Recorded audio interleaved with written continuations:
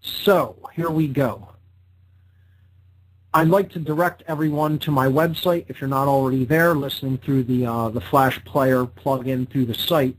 On the radio listen page of whatonearthishappening.com. The radio listen button, when you go to the site, is on the upper left-hand side of the site. You click Listen Live. It takes you to the radio listen page, under which you will see images for tonight's show, and there will be two sections listed there. There will be one called Sacrifice of the Goddess, and the second section will be called The Occult Season of Sacrifice. And there's a small amount of images for tonight's show, but I guarantee you there will be a lot of content to think about because, again, as I said, this is a dark topic of discussion, and it involves many aspects of the dark occult, specifically how they use goddess symbolism whenever they are invoking a sacrifice ritual. And this brings us to the main point here, is that human sacrifice rituals still are ongoing into the present day. This is not something that was once with humanity and is no longer practiced. This is not something from the ancient past, although it was done as well into very ancient times.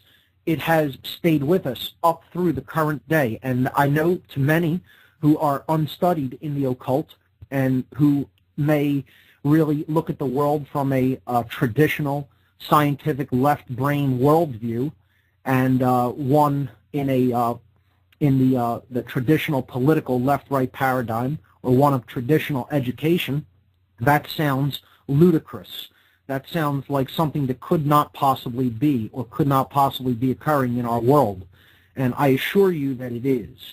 If you understand the occult, understand what its symbols are, what these symbols represent, and what they are basically saying to the people of the earth, you understand that in recurring patterns, symbolism that specifically represents the goddess, okay, is continuously destroyed in ritual enactments in the light of day, in broad daylight, because dark occultists who practice these rituals, and the rituals are indeed about giving blood to the earth, understand what this goddess symbolism represents to them in their religion, in their worldview, in their understanding. And people will say, well, I don't believe in any of that stuff. So that's the first thing I want to address when it comes to things like this, particularly symbolism or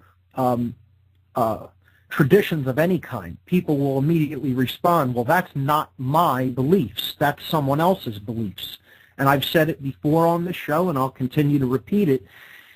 It matters very little what any individual believes. Okay, that's one of the first responses that you get back from resistant people that do not want to accept that things like this go on, even into the modern day and in our times, and is still happening. And we may have just witnessed one of them. We may have just witnessed a human sacrifice ritual. The tsunami in Japan could very well have been man-made. We've talked about HAARP before on the show when we went into negative effects of health. We very briefly speculated on it about energies that can be easily beamed into the Earth's atmosphere through technology that is being used for immoral purposes. This is, bastardizations of advanced research like what Nikola Tesla was doing, and this is a very immoral application of Tesla technology, a scalar wave technology or non-Hertzian wave technology. And what this is capable of could result in something like what we just witnessed in Japan and are still witnessing because of the repercussions of this earthquake and tsunami, what is going on with these nuclear reactors out there. Could turn into a much bigger environmental disaster than anybody dreamed. But to go back to my point, when people initially respond this way, what I tell them is, your beliefs have nothing to do with whether someone else is willing to act upon theirs. I mean, just think about it from a purely logical perspective. If you are an atheist, let's just say that happens to be your worldview and your belief system, and it is a belief system, atheism. Let's just say you're an atheist, okay? You believe that there is no such thing as God or any creative energy or force that is responsible for putting creation here, okay? That's your belief system. Now, is it impossible for you to be affected by someone with a different belief system, acting on that belief system? Of course it isn't. You could be an atheist and a fundamentalist right-wing Christian faction can decide that they're going to go and shoot up an abortion clinic, and if you happen to be in the crossfire of that exchange, it will affect your world, guaranteed. You need not believe in any beliefs that those people happen to believe in to be affected by it. The same thing is true of the dark occult. These beliefs are in existence. People take them into themselves and their own worldview, and they act upon them. Their behavior is based upon what their belief structure entails. Therefore, you don't need to believe in any of this stuff. It's irrelevant whether you believe in it or not.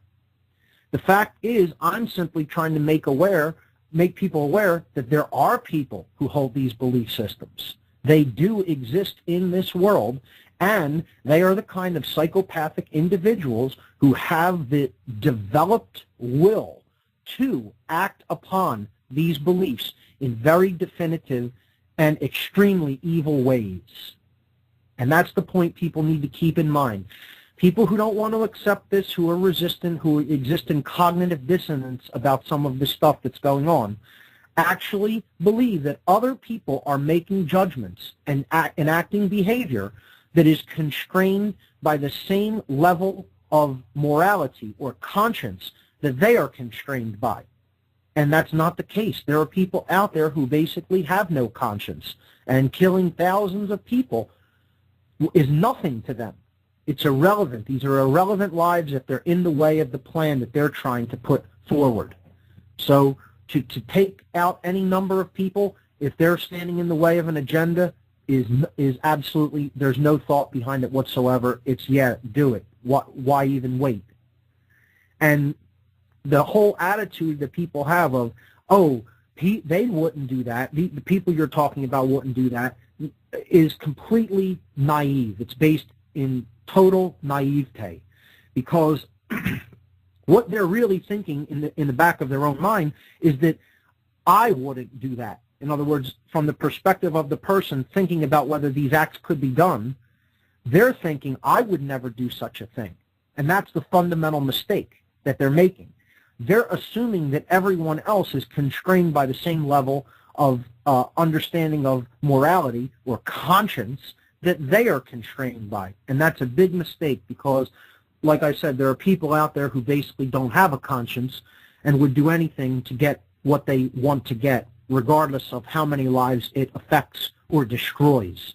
So we're going to talk about sacrifice related to the goddess symbolism in particular, and then later in the show I'm going to break down what is known as the season of sacrifice in circles of dark occultism, and help people to understand what this time frame of the year is, this 40-day time period during the course of a year, and maybe help them to watch what to look out for, to keep in mind signs that basically they need to watch out for during this time period, because very frequently, very often, the occultists will trot out a ritual during this time period of this 40 days known as the season of sacrifice.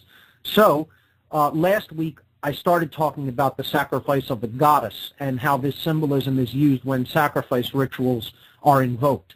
I'm going to recap that at the beginning here, and then give examples of different sacrifice rituals that invoke the goddess. So if you look at image number 1, we showed last week that this is just basically an overview of what we're talking about here. It's the immolation, the burning or the destroying in some form of the goddess, represented, of course, as we saw in previous weeks, the white dove. Okay, so the white dove is being burned or destroyed in sacrifice rituals. The second image is the first example that I gave of how symbolically the dove has come in to replace the sacred feminine figure, okay, the archetype of the sacred feminine. In Christianity in particular, in the Christian tradition, the dove replaces the Divine Mother or Blessed Mother in the Trinity of thought, emotion, and action, which is actually the internal Trinity, but in this religion, it's given to people in the exoteric form of an external Trinity. So the dove replaces the Divine Feminine in this three-part equation about consciousness because it is being set up as the emotional qualities or the sacred feminine qualities to be removed. Therefore, a male dominator religion is actually created, and all the things that go along with that form of male domination, as we have seen over the centuries since the adoption in its current form of Christianity in Western civilization. So the dove represents the Holy Spirit in this Trinity. And again, it is the sacred feminine being replaced because it is essentially being downplayed or removed. And therefore, it's replaced in spirit only, or it is looked at as a ghost, something which has died from the world, the Holy Ghost. The emotions, or the sacred feminine part of the consciousness, and specifically the right brain hemisphere, is actually what has been significantly downplayed and basically removed from culture. So, in image number 3, which is where we left off last week, if I recall, we were talking about war, and we were looking at an example of a war memorial statue, okay? This is image number 3, and it shows soldiers. I believe, of course, this is a World War I memorial, and I'm not sure what city this is from, but what you're seeing here is a reference to the sacrifice of the goddess. Again, some researchers will look at this as a sacrifice to the dark goddess. I do not agree with that assessment. I think that in these sacrifice rituals, and you can see this repeated over and over again, and we will tonight, the sacrifice is not for a goddess, but it is destroying the goddess herself, because what they are doing is destroying conscience. They are destroying the sacred feminine. Again, that's the critical thing to keep in mind here, is that this has nothing to do with an actual person. The goddess is not an actual person. It is a symbol. It's a symbol for truth, justice, freedom, enlightenment, and compassion. That's what we're really talking about here. That's what the sacred feminine energy or consciousness is ultimately about, because it's ultimately about getting in touch with the inward qualities or the emotional qualities of the self. That's what the goddess symbolizes or represents. So when we are looking at this image of an angel or a sacred feminine being out in front in this statue with her wings outstretched, we're seeing a symbolic analog of the goddess or the dove with her outstretched wings. Okay? Angels are traditionally viewed as white beings, bright, brilliant, white light beings, and they have huge wings symbolically. Okay? And this is all analogous to the dove symbolism that we saw here last week. She has her wings outstretched around the soldiers.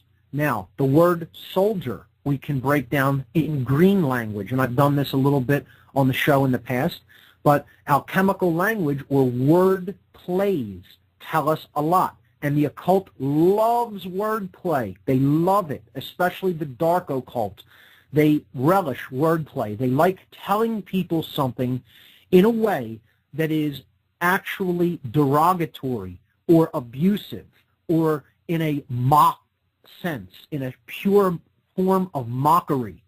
Yet, the person who is being mocked or ridiculed or abused will not have any idea that this is the case, that they are actually being told what the dark occultists think of them.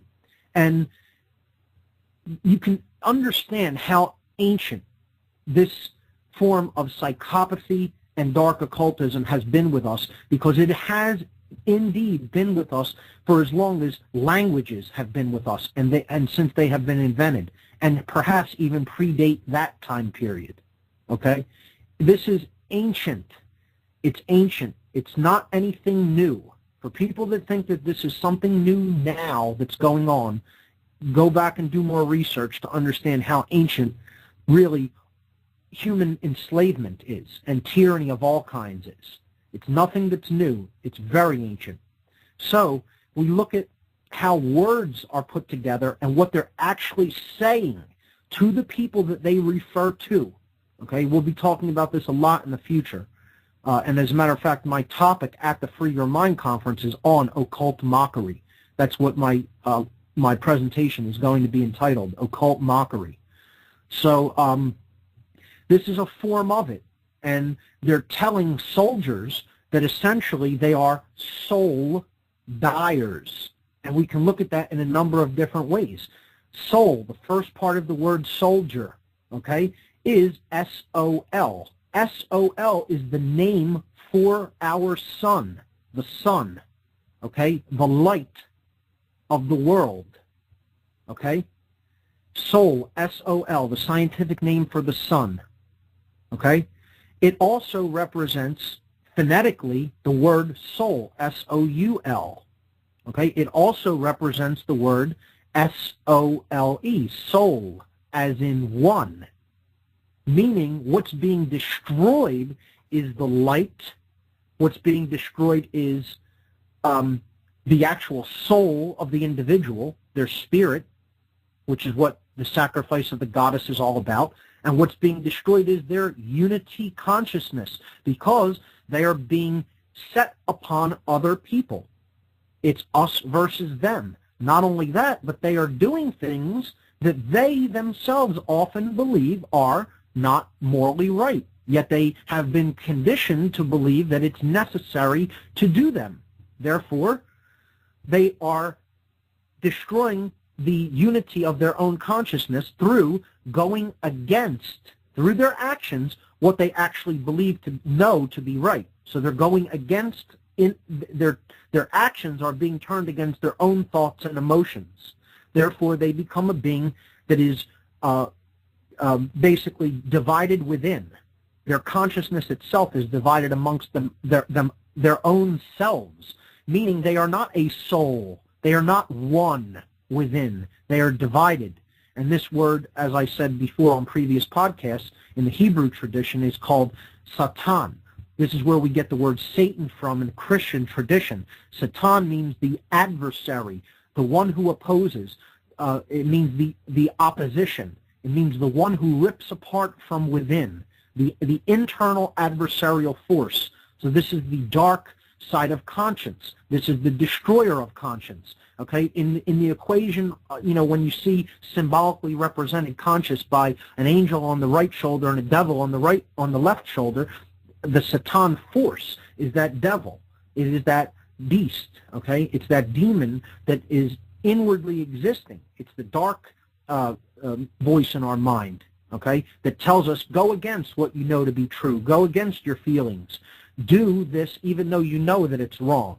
Okay. And there's 100,000 justifications. There's 100,000 different justifications that people will come up with. They'll say, "Oh, you don't value, that your freedom was fought for." Actually, there are times when people need to take a stand against tyranny, but the amount of wars that have been fought that are really about that are negligible in comparison to the wars that are orchestrations, that are basically fought for resources and for the protection of a specific elite group over another faction of the same elite group, or in many cases, the elite group controlling both sides of the equation of war in a dialectic, in a dark example of dialectical mechanics, which we talked about when we discussed controlled opposition as a method of mind control, just to create and manage the outcome, to create a specific outcome that they had planned all along. Many times wars are fought just for the management of the outcome of the chaos that results from the war. So war is a manipulation game, but more than that, it's an example of human sacrifice in the modern day. When you look into the occult and its symbols, you see that soldiers or soul dyers, okay, the second part of the word is dyer, D-I-E-R, one who is dying, okay? The soul dyer goes off to a field of sacrifice. That's what the battlefield is. It's an altar of sacrifice. This is a ritual that is being conducted. That's what war is. It's a modern-day human sacrifice ritual. And the soul dyers, the soldiers, are clad in occult symbolism. This is what I'll be talking about at the Free Your Mind conference. I won't get deeply into that tonight, but they put symbols of occultism all over their uniforms. The medals that they are given, okay, are also occult in nature, the symbolism upon them. It often involves the goddess, because ultimately what they are being rewarded for is destroying their conscience and keeping it out of the way while they do the murder that their elite masters have commanded them to do to themselves and to other human beings. And in the modern day, war need not be, human sacrifice need not be anything that involves, capturing someone and dragging them against their will to an altar to then slay them through some ritualistic, stabbing or cutting, as it was done in the past. People of the modern day are all too happy in their deep, deep levels of mind control to sacrifice themselves for their occult masters and owners. They go off to war, to the altar of sacrifice, to basically sacrifice themselves, okay, because of what was told to them. Not very often not having anything to do with actual action that was taken. And even if they do believe that it was an action taken, almost invariably it was some sort of a false flag event that was perpetrated by provocateurs of the elite factions. And 9/11 is the perfect example of that dark example of the dark Hegelian dialectic in action. We're going to get to that, but we need a lot more prerequisite understanding of symbolism and orchestration of events before we can really understand what 9/11 truly was and all of the symbolism that goes hand in hand with that human sacrifice ritual. So understand that that's what war is ultimately about. It's about clothing people and draping them in the trappings of occult symbolism, putting a gun in their hand, whispering in their ear, go and get this other person because they're the evil one, they're the bad guy, and then watching the human sacrifice unfold. All of this is done simply to give blood to the earth, as we're going to talk about what the twisted worldview of some of these dark elitists is about, is that if blood is not given to the earth, essentially nothing will continue to live or grow. They believe that the earth is imbued with life force energy because blood is what imbues us with life force energy, as we talked about in the life force symbolism section. Dark occultism actually believes that the spirit or ether or life force energy is contained within the blood of human beings, and therefore this blood needs to be periodically released from the being and given to the planet upon which we live. Otherwise, the planet will not be able to sustain life. And that is a completely crazy belief, yet there are people out there that actually believe that very thing, and not only believe in it, act upon it. And that's why war is continuous. It's continuous. If you'll notice, there is almost never a time in human history when war is not being conducted. Perpetual war is one of the MOs of the elite. It's one of the MOs of the dark occult. And again, I should say the so-called elite, the people who view themselves as our owners and masters and view themselves as elitists, and they're nothing of the kind. They're just twisted, psychopathic idiots, as a matter of fact, is really what they are. They're people who really do not really ultimately know the true nature of self. That's the definition of an idiot. They think that they do, and they have really no idea, because if they did, they wouldn't act the way that they act. As I've said before, quoting the philosopher Yang Ming, to know and not to do is not to know. So if your actions ultimately betray what you say you know, you don't really know that thing. You only claim to know it. So let's look at image number 4 as we go forward here. And this is where the symbolism of the dove and the goddess, which are essentially analogous to each other, are going to become very clear. Now, these are seemingly unrelated events. The death of Princess Diana, the hurricane in the south of the United States called Hurricane Katrina, which happened back in 2005, the Columbine High School massacre, okay, and the Virginia Tech school shootings. All right, we're going to look at what all of these human sacrifice rituals, which indeed is what they are, had in common. So, the first thing to notice is that the former Prince of Wales, Diana, okay, shares the name of a Roman goddess. The Roman goddess Diana is one of the names that the goddess is named after. Okay, in goddess tradition, Diana is the Roman name for this goddess. So, if you look into the whole story about what happened during Princess Diana's accident, and you really deeply research it, you understand that this was not an accident. I'm not going to go deeply into detail about this because it would take up the whole show. You can read lots of information about this online and in books. If you just research Diana, Princess Diana, murdered. Okay, that's really all you would need to put in. Maybe I'll put in some links for this research for the podcast this week. But Diana's death was not an accident. The royal family did not like her, the royal family of England. They wanted her out of the way. They understood that she was coming into her own as far as people really, really liking her, loving her, wanting to listen to her message. She had a lot of people's ears about what was really going on in the world, and she was affecting change in great numbers. And when they find a person like that, they don't want to keep them around very long, because that person does truly have influence and has the ability to get a lot of people to listen to them. So if you look at the whole story with her driver and the tunnel that she went through, where it passed on the way to Paris, it passed an Egyptian obelisk. It went into a tunnel that was essentially another variation of the goddess's name. Okay, there is so much to this that is symbolic, not to mention her name. And they put a memorial of a burning torch, an ever-burning torch, again, goddess symbolism, in the place where she actually died, above the place where she died in that tunnel.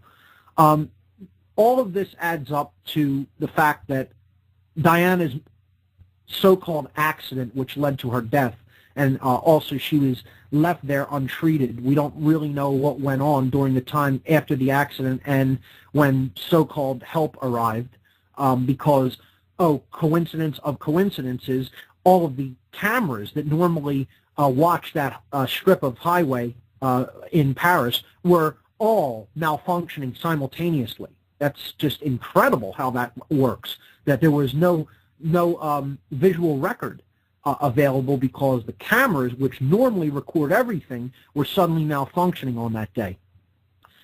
Look into it. There's so much more to it. I don't have time to go into all of it on one show, but understand this was a ritual sacrifice, and it was done to get Diana out of the way because she was becoming an outspoken proponent of peace, anti-war activism, and really helping many causes of true humanity, as opposed to the fake causes that the elite set up as vehicles of their fake brand of care, really to get exorbitant amounts of money into their systems of control through their tax-exempt foundations. But what Diana was doing was actual good works, and they didn't want that to last very long, because it would have snowballed into something much larger with her level of fame and, again, her popularity, which is far beyond what any other member of the royal family ever had or could dream of.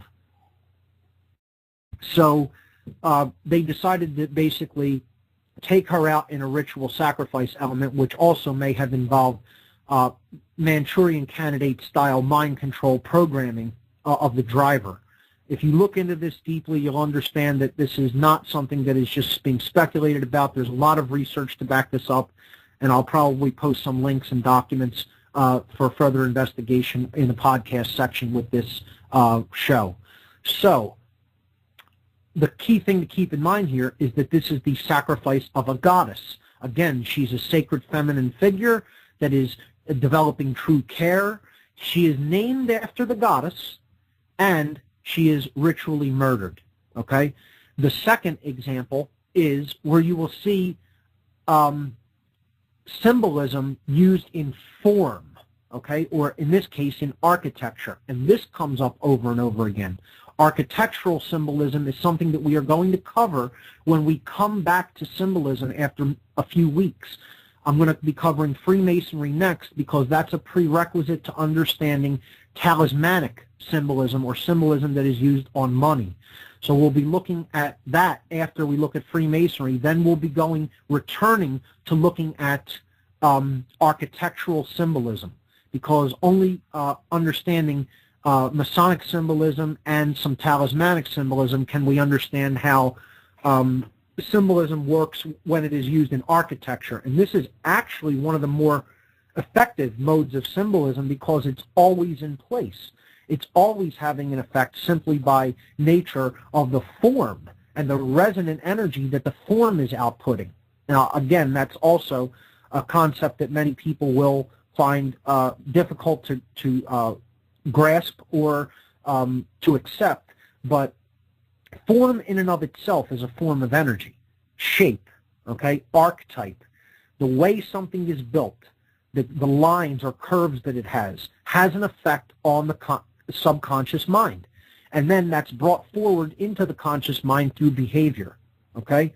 So the way a building is built can actually affect the consciousness of the people inside the building, all right?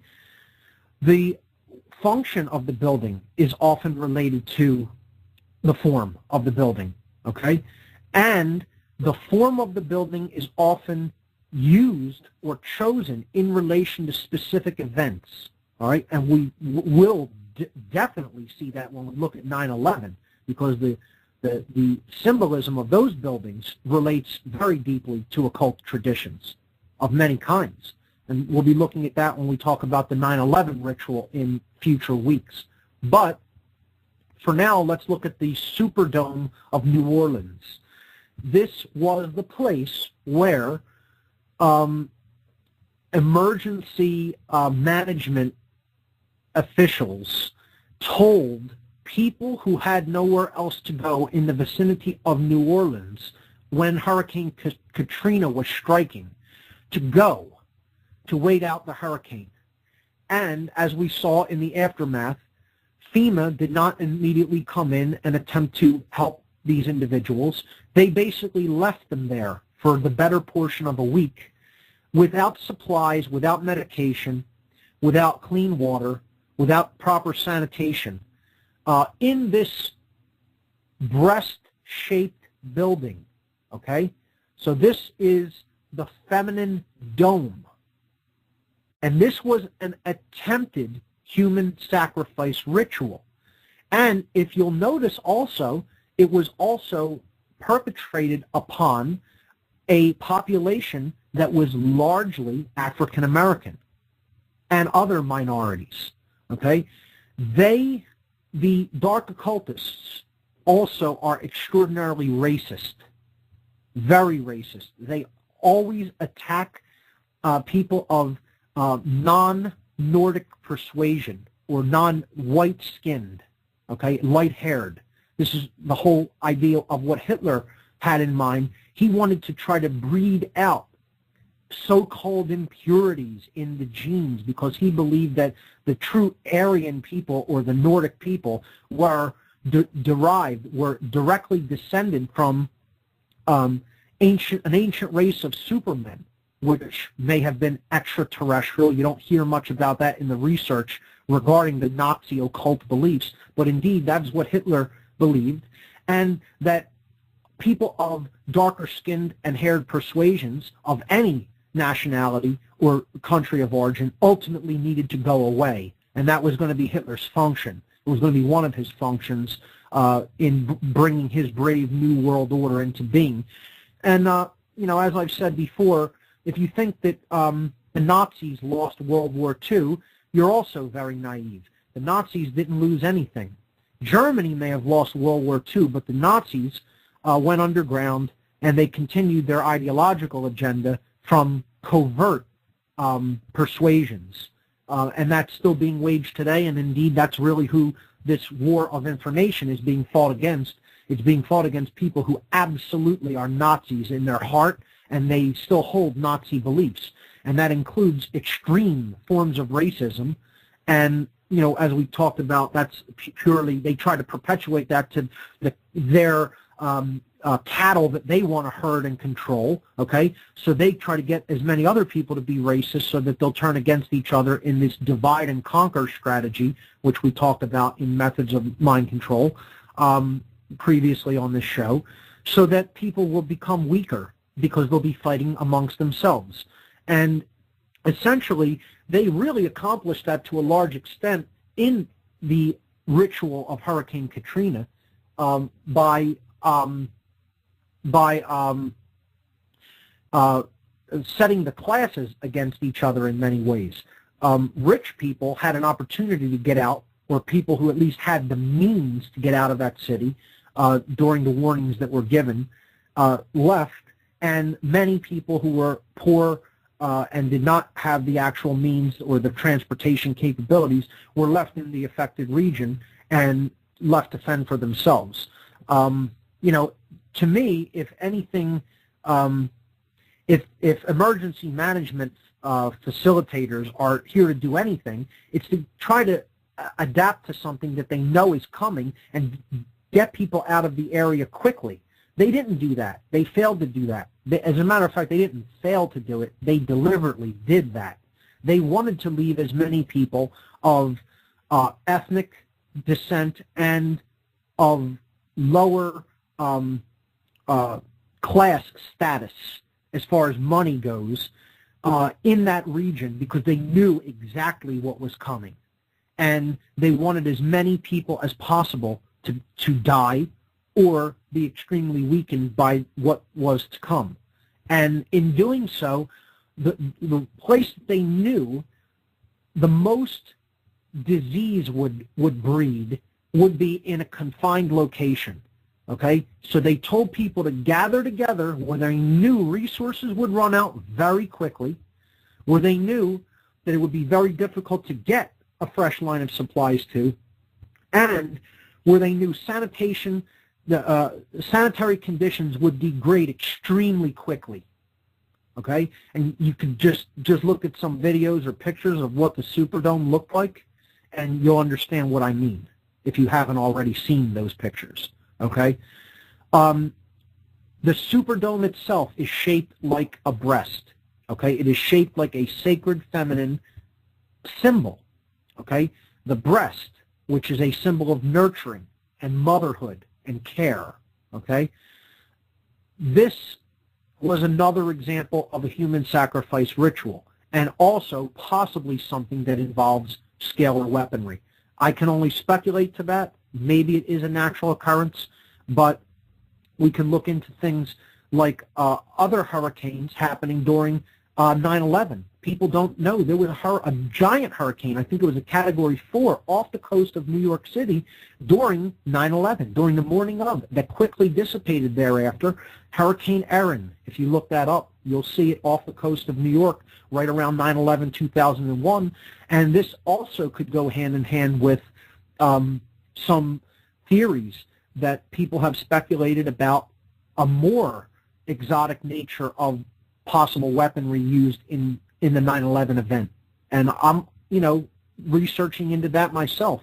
But my work focuses more on the symbolism of that event, which this is what I'm trying to build toward, to get people to understand all this prerequisite symbolism. If you understand that, and you understand how to associate these things, because that is what the occult is about. It is about symbolic associations.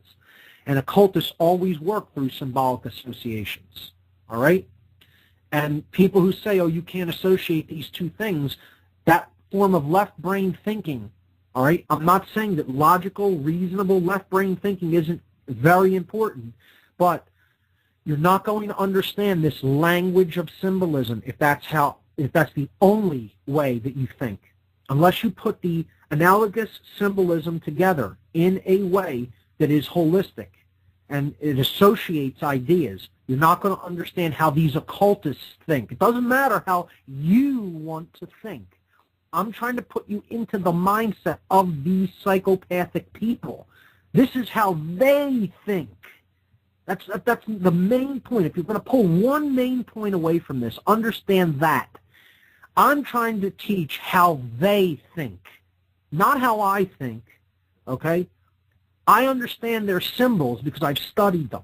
This isn't necessarily how I think. I don't just purely reason from analogous things put together in my mind from here and there. I'm explaining to you how their mind works.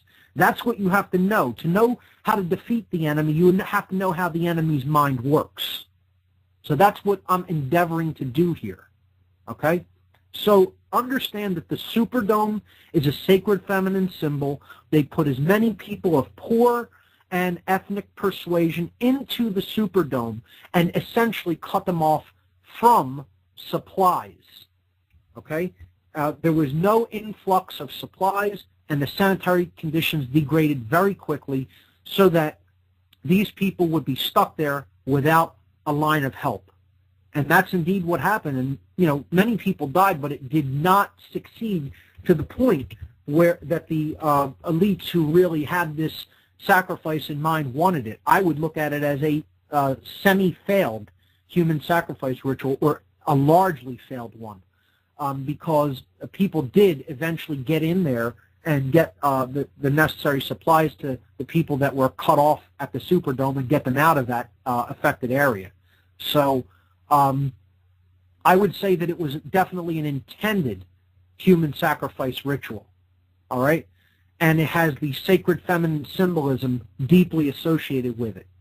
Now, two that are almost undeniable are the two you see depicted in the images below, these two in image number 4, which is the Columbine High School shooting massacre and the Virginia Tech Technical Institute massacre that happened a couple of years back. The Columbine High School massacre happened on Tuesday, April 20th.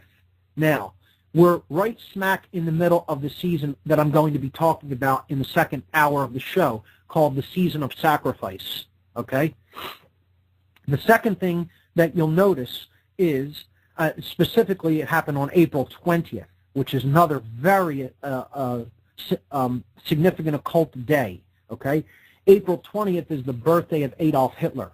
And last year, in 2010, on the 20th of April, we had another attempted human sacrifice ritual, which caused incredible destruction environmentally and as far as life goes, mostly with animal life, okay, and is still being felt, the repercussions of which are still being felt. This was the Gulf oil spill disaster. That happened on April 20th.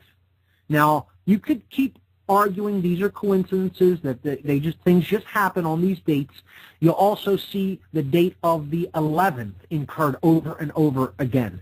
Okay, 9/11, the Madrid bombings, I believe, happened on the 11th of the month.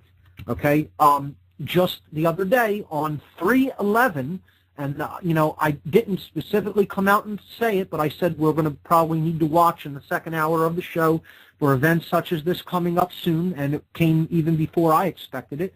On 3/11, many people said watch for some sort of false flag event happen on this day.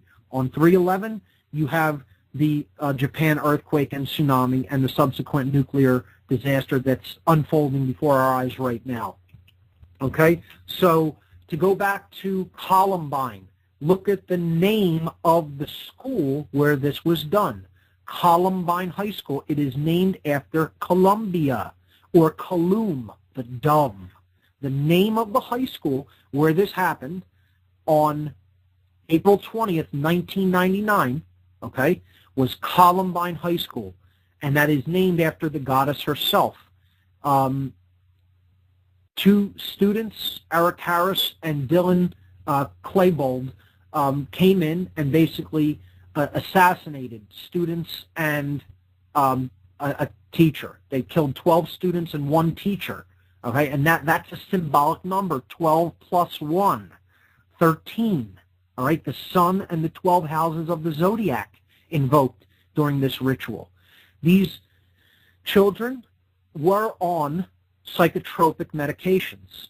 Psychotropics have been used they were on antidepressants, what I call the demon drugs, the SSRIs and the SNRI drugs. We've talked about that extensively on this show. This is quite possibly a Manchurian Candidate style situation, although I'm not definitively saying that is what it is. So you have to keep an open mind and understand if it's not orchestrated, which there is a possibility that it is, it may very well be an example of what's called synchromysticism. And synchromysticism needs to be kept in mind when we discuss this. This is the universe itself, the underlying creative intelligence of the unified field, actually orchestrating events. Some people have called this the hand of principalities. Some have called it a hidden hand. Some have called it the hidden chiefs, as it's often referred to in the occult. All right? Of a higher level mental force in the universe that is just self-existing. Okay? A principality or something of that nature. Okay? Some people have referred to them as angels. This is where it becomes speculation to me. I'm not going to say what I believe definitively about this, but I'd encourage people go and check out the movie The Adjustment Bureau, which is out now, and it's excellent. This is an example of the dichotomy between the arrangement through higher forces and free will. And the movie is all about free will, and the main hero of the movie, it's phenomenal. It emphasizes how important and precious free will is. The main scene is enacted at the Statue of Liberty, another invocation of the goddess, and I believe this is all allegorical. This is all allegorical and symbolic, and the movie paints a very powerful moral lesson. And I encourage people to check it out. I thought it was phenomenal. It's not, I guess, the highest quality Hollywood production out there, but for what it is, it was pretty well done. And again, it teaches a lot about the preciousness of free will.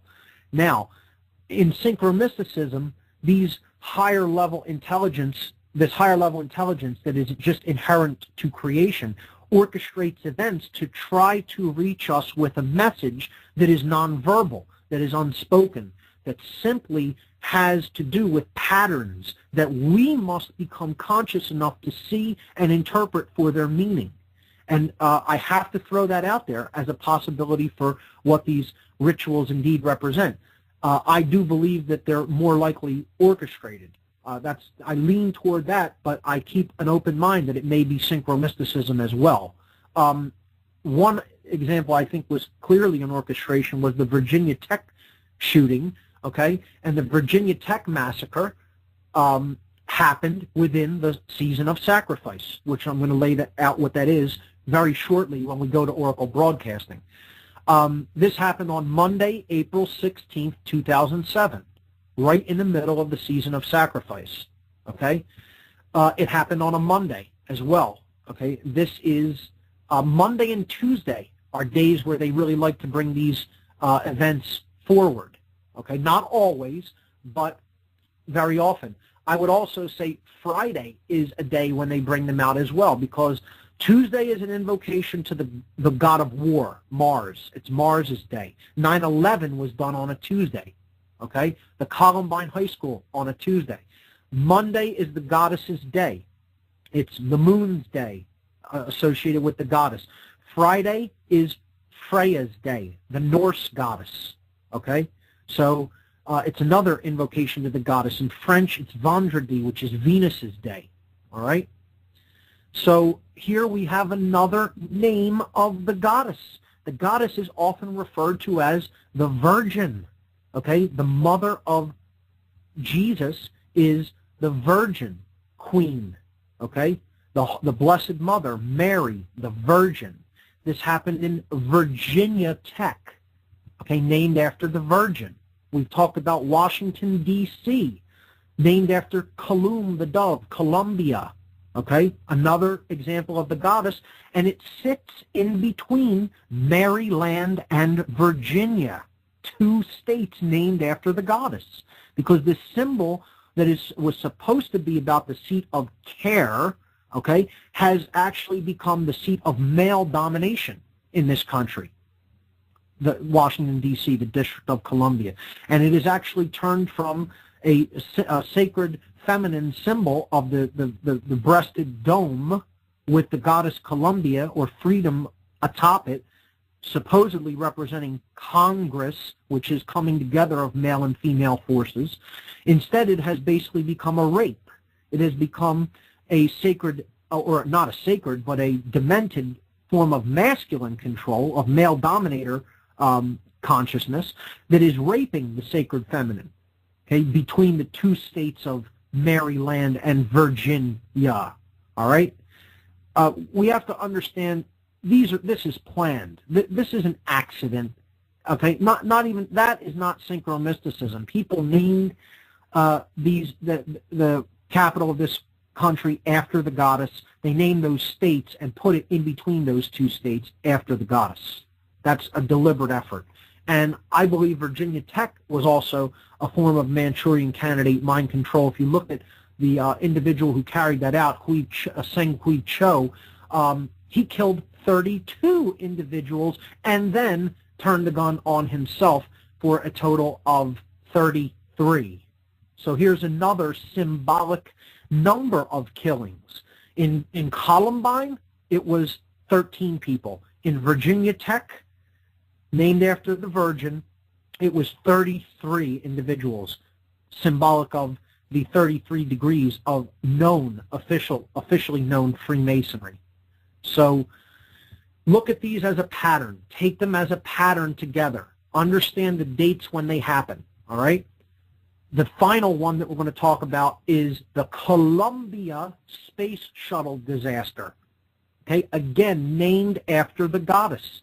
It looks like a white bird, all right? The Columbia shuttle looks like a bird with its wings outstretched. How was it destroyed? It was burned up during re-entry into the Earth's atmosphere. A burn-up is essentially an immolation, okay? The immolation of the dove, symbolically, and the craft is named after the dove. Columbia, the goddess.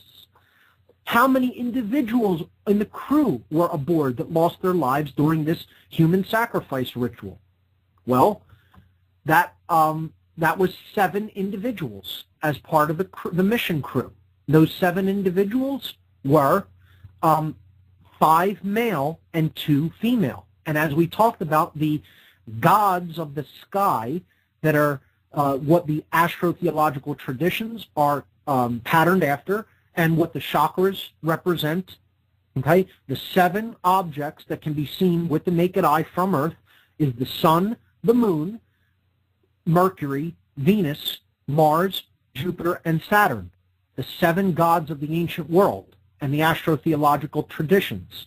So you had 5 male representing the Sun, Mercury, Mars, Jupiter, and Saturn, and the 2 females representing the Moon and Venus.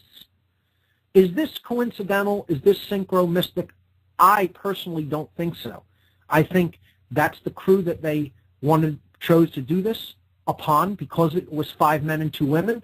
They chose a way of doing it, making it look like an accidental burn-up in the atmosphere, and it was an immolation of the goddess Columbia, the white bird or the white dove.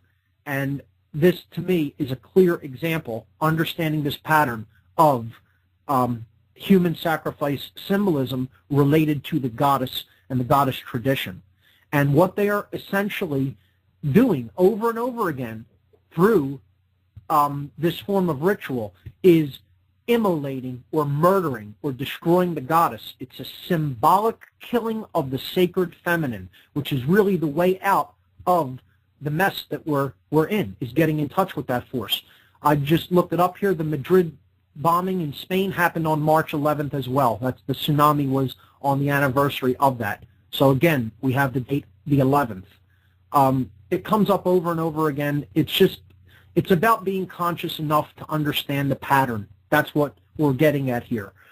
Keep an open mind and look at the pattern that is unfolding right before our eyes in the light of day. We only need to be conscious enough to see it and recognize it for what it is. So with that having been said, I'll get to the section on, maybe recap a little and get to the section on the season of sacrifice and what that actually is during the next hour. So right now I'm going to connect in with Oracle Broadcasting and wait for the host of the Intel Hub radio show, Bob Tuscan, to introduce the show. Hold on and bear with me, ladies and gentlemen, while we connect. Here we go.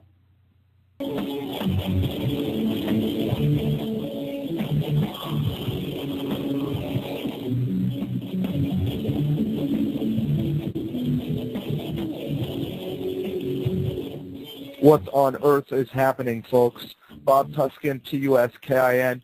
Feel free to add me on that Facebook crap. Anyway, tonight Mark will be taking a look at the occult human sacrifice rituals involving the goddess symbolism, as he's been covering on past shows. And, of course, his show has a wealth of information in previous programs, so check out all the archives at his website.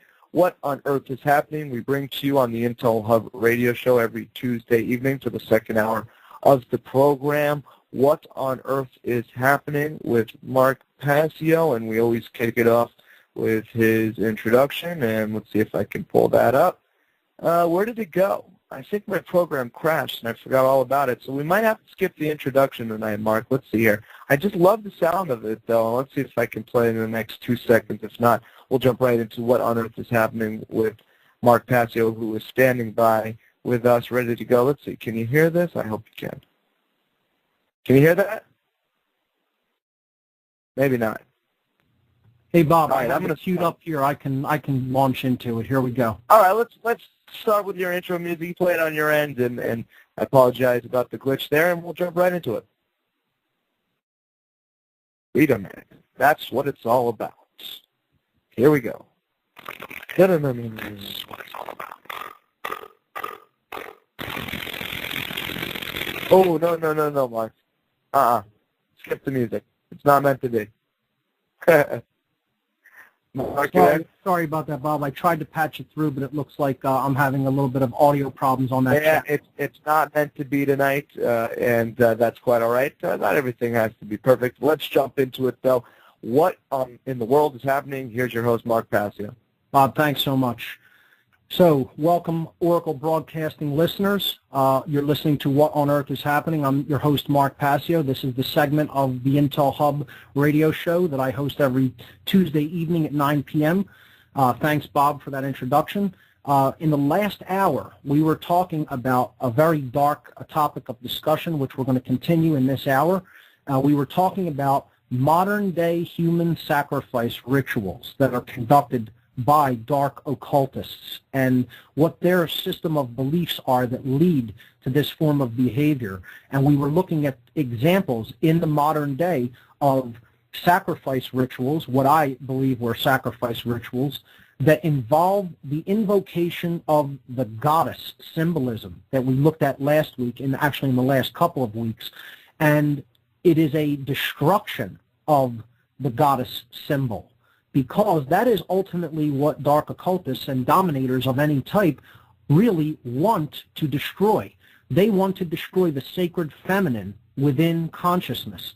They want to immolate care, as we talked about when we looked at the Bohemian Grove ritual and what the symbolism in that ritual represents.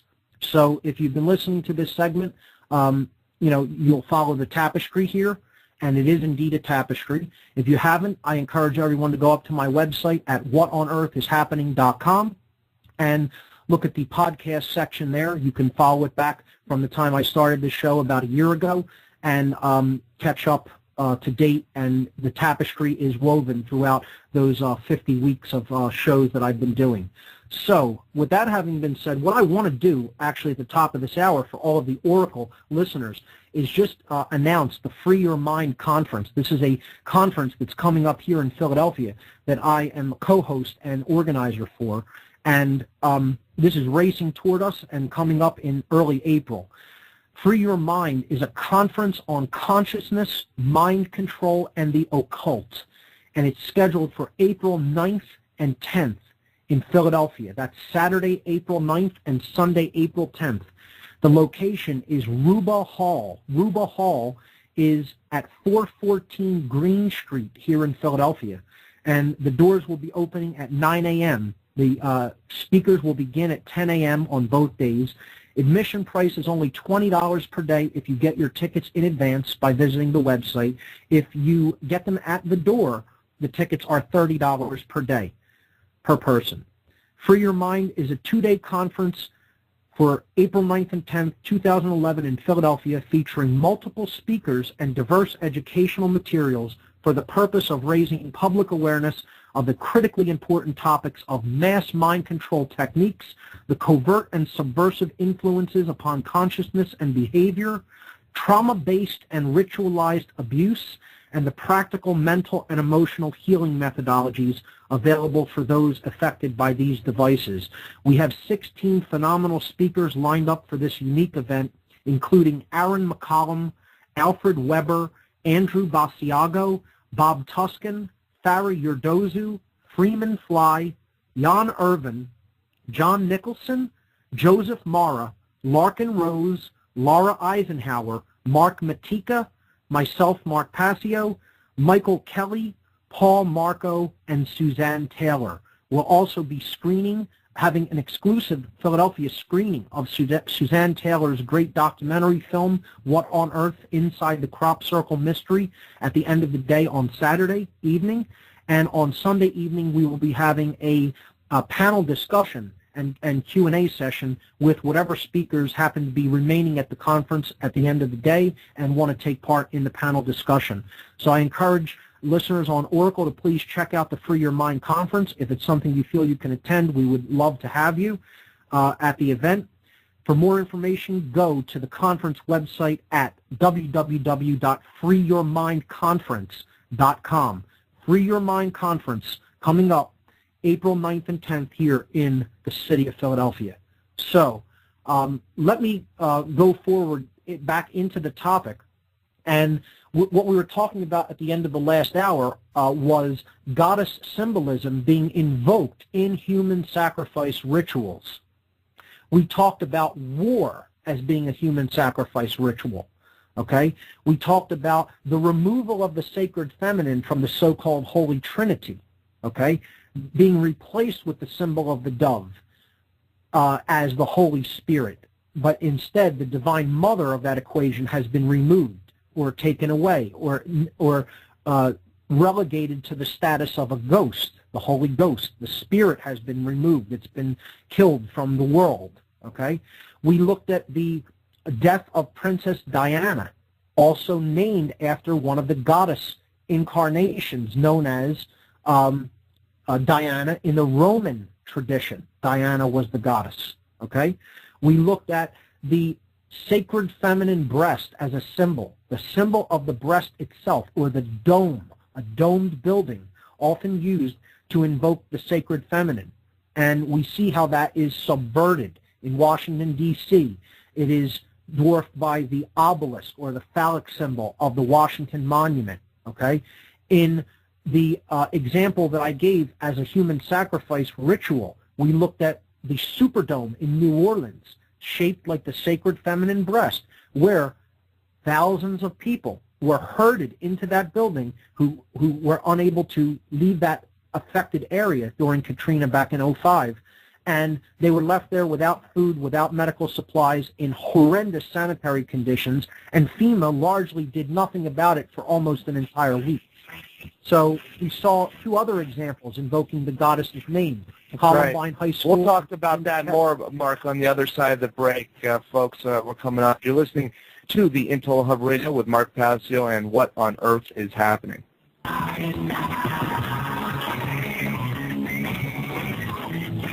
All right, we're back on What on Earth is Happening as part of the Intel Hub Radio Show. I'm your host, Mark Passio, my website, whatonearthishappening.com. I would like everyone to go to that website and check out the images there that I have listed for the discussion tonight. If you go to the radio listen page on the website, there you will see images for tonight's show, and you will see two sections, Sacrifice of the Goddess and the Occult Season of Sacrifice, which is what we are getting ready to talk about tonight. Before we do so, I want to bring up the two of the sacrifice rituals to lead into this segment that I talked about in the first hour, and that was the two school shootings. Okay, these are basically destructions of innocence of people who are very young. Okay, now whatever you think of high school students or college students, that's not the point. They are invoking the destruction of youth. Okay, like they do at Bohemian Grove as well. They burn a child. Human sacrifice rituals very frequently involve the young. Soldiers are also quite young, usually between the ages of 18 and 25, the vast bulk of them. These are people who really have not fully, truly understood the important things about life yet. They really are often very confused individuals and are trying to sort out what's really going on in the world, and most of all, what's going on within themselves and in their own life, and how their life fits into the bigger picture. So you have to understand these sacrifices often involve people who are not very learned or well-read or well-educated. It's people who are loners and isolationists and people who basically already have some sort of emotional issues going on within themselves that can be used for these rituals. I believe that that is what was done during Columbine and Virginia Tech, and understand that these two rituals both invoke the name of the goddess. Okay, the Columbine High School shootings, which happened on the morning of April 20th, 1999, were done at a high school that was named after the goddess, Columbia. Okay, one of the names of the goddess is Columbia. It comes from the derivation comes from the French language and other Romance languages, which the root kalum stands for dove. It means dove.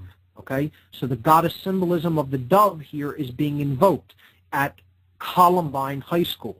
All right, 13 people were killed. We talked about that as a symbolic number. The sun and the 12 houses of the zodiac. It's the killing of the lights.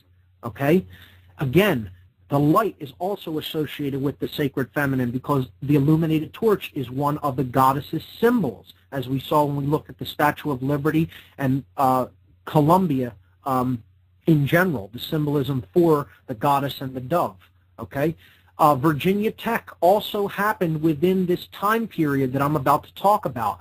This happened a little bit earlier in the year. It happened April 16th, 2007, but it was also well within the time period, the 40-day period called the Season of Sacrifice, which is what the main topic of this hour is going to be. And for there, we're going to start going to the images that are in the second part, the second section on the website there. It says the occult season of sacrifice. Okay, so here's the second example here that I'm offering as an example. The Virginia Tech massacre happened in Blacksburg, Virginia in 2007. It happened during this occult season of sacrifice that we're going to be bringing up. And it is also named after the goddess, the Virgin, Virginia. Okay, we talked about the District of Columbia being situated between two states that are named after the goddess. The male phallic energy of the government, okay, male dominator, okay, being placed in between the two sacred feminine states named after the sacred feminine, Maryland or Maryland and Virginia, the Virgin. Okay, this is not accidental. All right, this is symbolic language, and it references the goddess. All right, we looked at the Columbia Space Shuttle disaster as well, an immolation of the symbol of the goddess or white dove, and named after the goddess as well, Columbia. Now we want to look at time periods to watch out for. All right, and we're getting ready to enter this, which is very appropriate. We're doing this on March 15th, the Ides of March, as they call it. But we are getting ready in 4 days to enter this time period, which is why specifically it's very actually synchronous that this would happen, that this show, which is what I was going to be talking about, would occur right now at this time, because we're, again, about to enter this time period. So if we look at image number 1 in this section called Occult Season of Sacrifice, this is simply the zodiacal wheel that we've already covered on this show in previous broadcasts.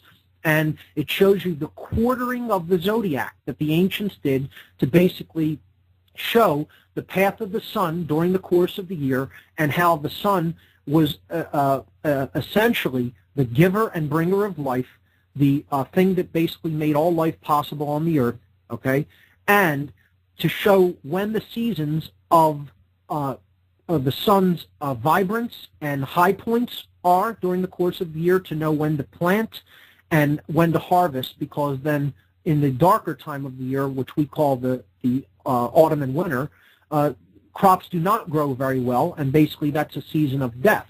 Okay, so we have, when the sun is in the northern hemisphere or above the equator, that's spring and summer. When the sun goes down below the equator in the northern hemisphere, that's the dark season, or the seasons of autumn and winter. So really, in the ancient interpretation, there really technically were only 2 seasons.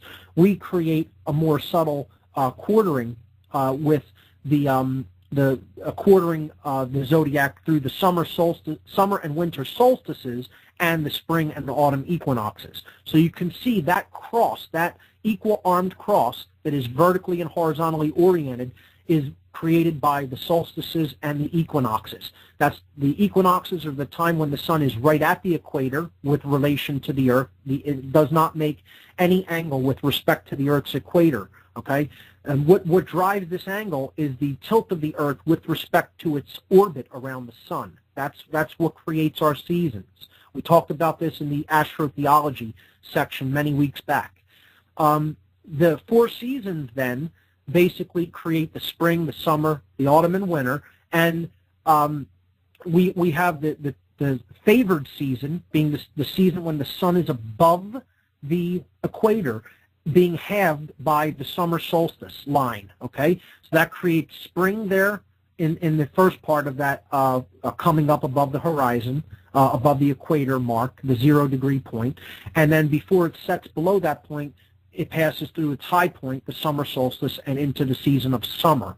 Okay, so the sun goes around this in a clockwise fashion during the course of a year, and at the midpoints of this quartering of the zodiac into the 4 seasons, we see the main Sabbats, or the holidays, the special days of the occult. Okay, these were celebrations in ancient times, and up through the modern world they still are, although they carry a very dark connotation in the dark aspects of the occult in the modern world. And I'll try to briefly explain what these Sabbats were about. May 1st is the critical one to keep in mind tonight. This is May Day, or Walpurgisnacht, St. Walpurgis Night. Okay, Hey, Mark, Mayday, Mayday. Let me interrupt real quick, and we'll get back to that at the other side of this break.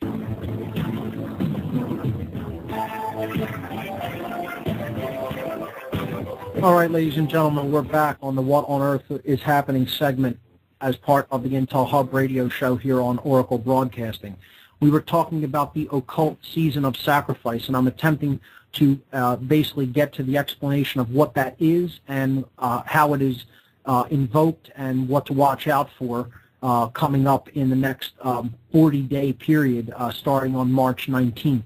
But the prerequisite understanding of this is a simple understanding of the Earth's motion around the sun, how that creates the 4 seasons, how the ancients would quarter this into the 4 seasons on the zodiacal wheel, and the midpoints of these seasons being the high points of the season, so to speak, and when the occult traditions of the ancient world would celebrate as a holiday the very midpoint of these 4 seasons. So the first we were looking at is the midpoint of spring, or May Day, okay? May 1st, this is Walpurgisnacht. It's actually on the stroke of midnight between April 30th and May 1st. And again, these are always celebrated at midnight. This is the first Sabbath, okay? And this is the spring fertility rites. This is when some form of offering would often be made to the earth in the form of a sacrifice to ensure a bountiful harvest come harvest time, because the spring is your planting season, okay? So you can see that the bull, which is another symbol of fertility, is the midpoint of spring, Taurus there, and that is the earth sign, okay? Spring is ruled by the earth sign of Taurus. In the summer season, the Sabbath midpoint is known as Lammas Day. This is also called midsummer, okay? And that is the midnight between July 31st and August 1st, all right? And this is the high point of the sun at Leo, because this is the season when the sun basically comes into its strongest energy, okay? It is a roaring lion with a mane, that being symbolic of the rays of the sun, okay? And this is basically another celebratory festival, Lammas, in general, during the midpoint of summer. Now, and it is also like a sort of like a thanks celebration, to give thanks for the harvest of food and abundance that came about through the planting season in the spring. It is also a glorification of the sun in general, because that's what makes everything grow. So this is a celebration of the sun and a form of thanksgiving, so to speak, to the abundance that was derived, again, from the planting season. Now, when we go into the season when the sun enters the southern hemisphere, which is after the autumn equinox, that is the lower 6 zodiacal signs on this chart here in image number 1 on the section called Occult Season of Sacrifice on my website, on the radio listen page, we see the midpoint of the autumn season, or the fall, because the sun is now falling in strength, and this is ruled by a water sign, Scorpio. Okay, the sun has been stung by the venom of the scorpion and is losing strength during this season. Its midpoint is directly at the midpoint of Scorpio, which is October 31st. Okay, this is the midnight between October 31st and May 1st. And November 1st, and this is called Hallowmas, or Samhain, as it is written here. That is a Druidic word, and basically this part of the ritual is this part of the Sabbaths, Hallowmas, is essentially about death. Okay, it is essentially about valuing life that is lived in its fullness, and also giving homage to the souls that have moved on and are dead. Okay, that are no longer in incarnation within the physical world. Okay, so it's known in the Christian tradition as All Saints Day, November 1st, and All Souls Day is then follows it on the 2nd, I believe, of November. So this is like an honoring of the ancestors, of the spirits that have moved on beyond this world, and this is also a time when sacrifices are conducted. Okay, I would say this date is probably the second greatest point of sacrifice during the occult year, and is considered the second most important next to Walpurgisnacht or May 1st. There is also another major Sabbath that happens during the winter season in the midpoint of Aquarius, and that is Candlemas, also known as Imbolc in the Druidic tradition. That's on February 2nd, and this is kind of like a celebration of the spring getting ready to come on. Okay, and looking forward to the time of life and rejuvenation. Okay, so this winter is halfway over, and basically it is a looking forward to what's going to happen during the next year, of the sun cycle. And we see this in prognostication rituals like what we see during Groundhog Day. Groundhog Day happens on February 2nd, or Imbolc, Candlemas, because what they're basically doing is judging by the weather patterns whether they think there's going to be a gentle second half of winter leading to a prosperous spring where you could start planting early and ensure a greater harvest, or whether the winter is really going to hit very hard and you're really going to need to ride it out through your supplies, and the conditions for planting may not be as favorable during the next coming cycle. So that's what this part of the year is often about. It's a hopeful ritual, and one in which you're basically putting intentions forward that the second part of winter will not be too extreme. So those are the 4 occult holidays. These are the occult Sabbats, as they are known. And what I want to talk about mostly today is May 1st, Walpurgisnacht. And I want to address your attention to the time period between the horizontal line at the left-hand side of the zodiac between Pisces and Aries, the spring equinox, which we are coming to in a few days, and the midpoint arrow, the red midpoint arrow of the spring season, which points through the center of Taurus, of the house of Taurus, okay, which points at Walpurgisnacht or May 1st. This 40-day period between March 19th and May 1st is referred to in the occult, in the dark occult, as the season of sacrifice, okay? This is the time period where sacrifices would be offered to ensure a harvest that would ensure that crops would grow, that the sun would look favorably upon the earth, that there would be this sacred marriage between the sun and the earth to create a lot of food and a lot of prosperity. So this is when dark occultists that are looking for their prosperity during the course of the year will often invoke some form of a sacrifice that is connected with mind control, okay? And I believe 2 of these examples, if they are not direct orchestrations, are certainly examples of synchro-mysticism when it comes to goddess symbolism and human sacrifice. I lean more toward the purely orchestrated component of this. They often happen during this 40-day period. Now, there's 365 days in a year, so statistically, we're talking about something that is significant for events of an extreme negative nature having to do with mass killing to happen during this 40-day time period. It's not statistically insignificant, all right? So we're going to look at why this is considered their season of sacrifice, what it actually represents. In the next 2 images, we're going to see how different occult symbolism relates to this season or time of the year and what it really ultimately means. So we look at the sun's motion with respect to the earth and the earth's plane of orbit with respect to the sun. We understand that's what creates the seasons.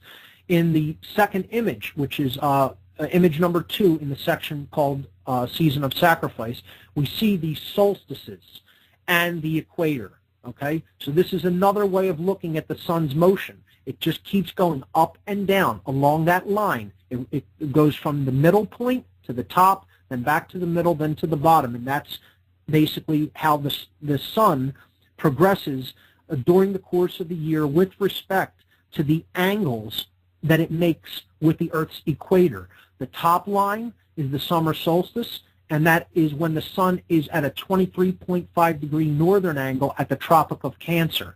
The midline is the equinoxes, when the sun is at 0 degrees, equal days and nights, okay? Equal amount of light and darkness, hence the name equinox. That's the break music. You're listening to What on Earth is Happening. I'm your host, Mark Passio. We'll be right back, ladies and gentlemen.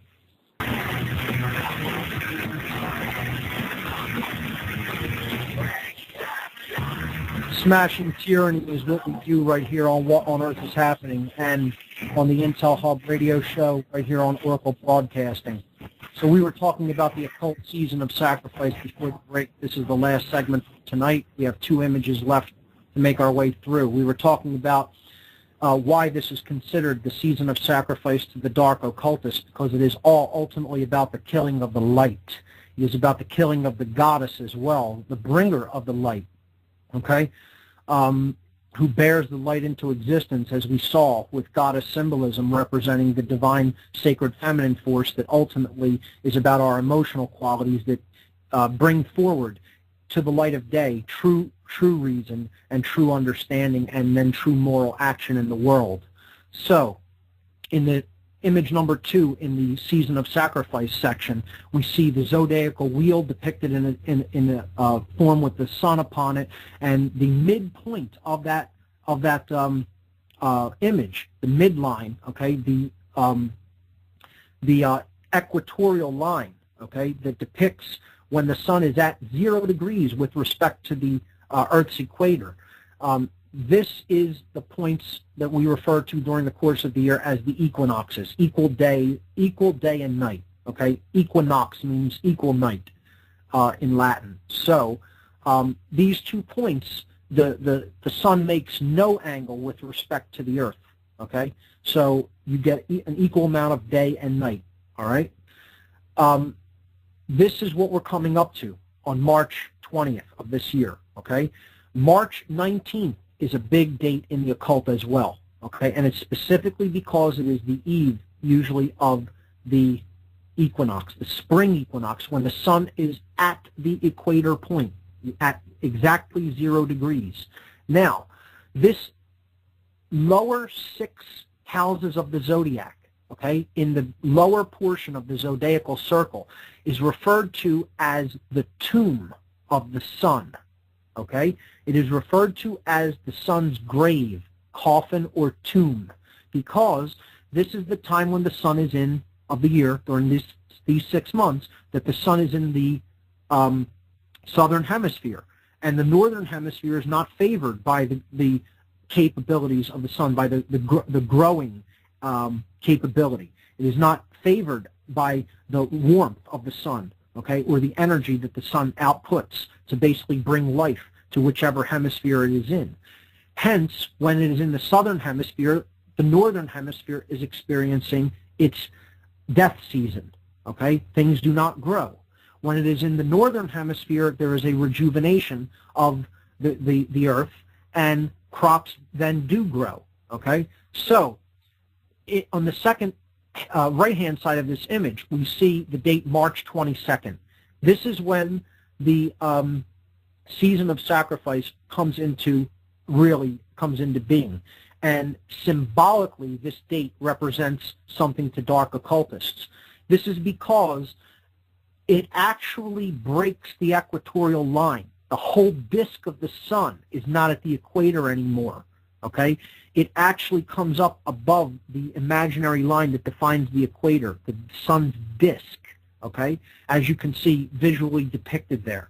So this is the 3rd day after the beginning of the equinox, okay? So again, on the 3rd day, the Son of God rises from the dead, okay? This is all about astrotheology. We talked about astrotheology extensively. This is the root of that part of the Christian exoteric tradition. It is about the sun rising after 3 days of darkness. 3 zodiacal houses, he was at its lowest point of power at the winter solstice, December 21st, 22nd. Okay? After 3 days, he is born, okay? Symbolically at Christmas, December 25th is when the sun starts moving back north again, but then he rises out of his tomb after 3 days. Capricorn, Aquarius, and Pisces, the 3 houses, zodiacal houses that comprise winter. So that's what you're seeing here. And then they repeat this cycle in 3 actual physical days, okay? After the spring equinox, the 3rd day is March 22nd, 322. That's what it represents. This is the rising of the sun, okay, or Lucifer rising. The sun or the light looks in Latin, and fere means to bring. The light is being brought to the northern hemisphere, okay? And again, dark occultists are in fact Luciferians. Okay, they are a solar cult, all right? So I wrote here, on the 3rd day after the spring equinox, the sun breaks past the equator, thus fully emerges from its tomb of the southern hemisphere. This symbolically represents Lucifer, the light bringer, rising from the dead to begin his journey toward his highest place of power at the summer solstice, okay, which you would see at the top of that zodiacal wheel depicted, okay, right at that line, at that vertical line, all right? Lucifer means looks plus fere in Latin, light bringer, okay? These high and low points of light can also be seen in the cryptic tracing board of Tubal-Cain. This is connected with the Royal Arch degrees of Freemasonry, and it is shown below. Okay, this is when you're starting to be introduced to what is known as illuminized or illuminated Freemasonry. All right, and there you see astrotheology symbolically depicted. You see the planting season and the season of death. Okay, the season of life and death. Above is the season of life. That's the arch, okay, is depicted on top of that season of light. You have those 6 zodiacal houses.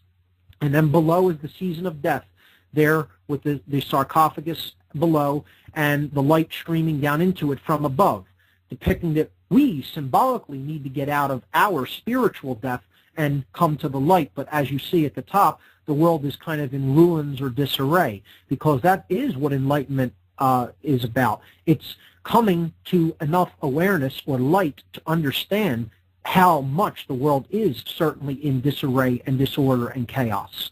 That enlightenment doesn't have extraordinarily positive lessons to teach us about our current state, okay? It has extraordinarily positive messages to teach, but it's showing us that we're nowhere near there yet, and we have a long, hard, arduous journey ahead of us if we're going to create a world that resembles order or peace or harmony or freedom in any way. And that's what this tracing board is explaining. Now, this can also be seen by turning the 1st degree tracing board of the entered apprentice degree onto its side, okay? And you see that, and we haven't gotten into the symbols of Freemasonry yet, so this is kind of jumping ahead, but it's a brief explanation. These pillars represent the 3 lines we just saw above. They represent the solstices and the equinoxes, okay? The solstice, summer solstice, is depicted as the pillar of the sun or strength. That's the pillar of Jachin in Freemasonry, or Jachin, okay?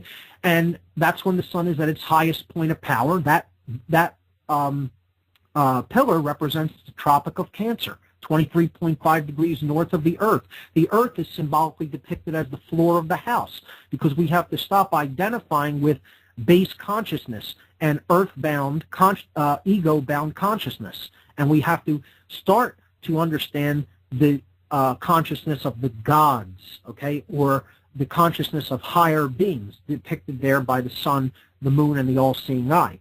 The pillar of Boaz there symbolically represents that dark pillar at the bottom, symbolically represents the winter solstice, December 21st, 22nd, when the sun is at its lowest point of power. Hence, in this example, it is represented by the moon, or the sun during its dark season. The moon being the god that is out at night, the goddess that is available at night, that is seen at night and depicted in its crescent form there. The all-seeing eye represents balance, because that's how the all-seeing eye is activated. We talked about that when we talked about pine cone symbolism and the pineal gland. We need to bring the sun and the moon together to create balance, which really creates higher levels of consciousness and grants us access to Jacob's ladder, or the ladder toward higher consciousness, out of earthbound ego identification to cosmic consciousness. So I hope that people can symbolically follow that. Okay, we have to shift our brains out of left brain modality and into holistic thinking to understand these associations. I'll be breaking this tracing board down extensively in the coming weeks when we get into Freemasonry and the tradition and philosophy that represents. So what I want I'll be looking forward to that, Mark. Got it. That's all the time we have. Thanks so much. You all want right, to take folks, we'll be joined with Mark as usual Tuesdays on the Intel Hub Radio Show. We'll be joined tomorrow night with another great program. Stay tuned. This is the Intel Hub Radio Show. Our website, theintelhubradio.com. Mark's website, whatonearthishappening.com.